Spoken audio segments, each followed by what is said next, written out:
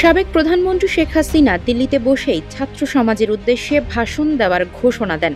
বিষয়টিকে কেন্দ্র করে বুধবার রাত থেকে বিক্ষুব্ধ ছাত্র জনতা শেখ মুজিবের স্মৃতি বিজড়িত ধানমন্ডি ৩২ নম্বর বাড়িতে হামলা, ভাঙচুর, অগ্নিসংযোগ করে। রাতভর হামলার পর বৃহস্পতিবার দিনেও এক্সকেভেটর, বুলডোজার দিয়ে গুঁড়িয়ে দেওয়া হয় বাড়িটি।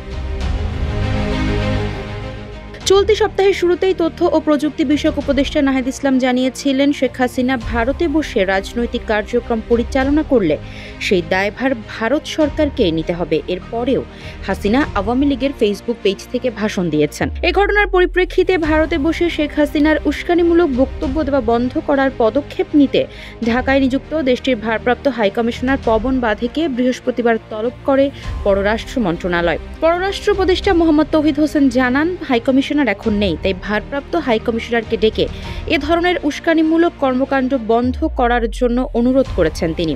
হাসিনার বক্তব্যকাণ্ডে ভারত জানিয়েছে, শেখ হাসিনা বিদেশি প্ল্যাটফর্ম ব্যবহার করে বক্তব্য দিচ্ছেন। ভারতের কোনো প্ল্যাটফর্ম ব্যবহার করে তিনি বক্তব্য দিচ্ছেন না।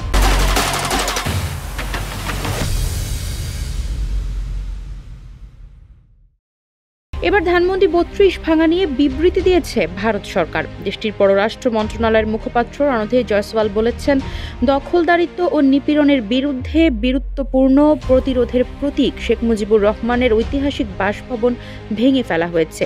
বিষয়টি খুবই দুঃখজনক উল্লেখ করে বিবৃতিতে আরও বলা হয়েছে, যারা বাঙালি পরিচয় নিয়ে গর্ব করেন এবং এই পরিচয় লালন করার পাশাপাশি স্বাধীনতা সংগ্রামকে মূল্য দেন, তারা সকলেই বাংলাদেশের জাতীয় চেতনার ক্ষেত্রে এই বাসভবনের গুরুত্ব সম্পর্কে অবগত।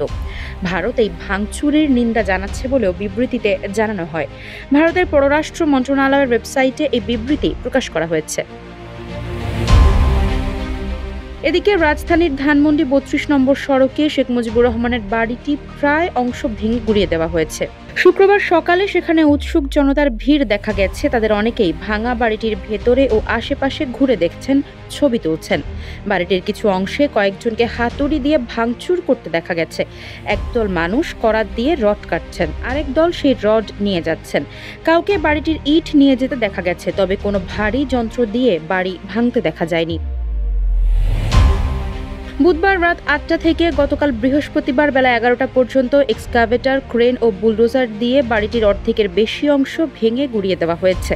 এরপর ভাঙার কাজ বন্ধ থাকলেও এখনও ওই বাড়ি ঘিরে বিক্ষুব্ধ ও উৎসুক জনতার ভিড় লেগে রয়েছে। আফসারা নাজ, নিউজ ডেস্ক, ইত্তেফাক।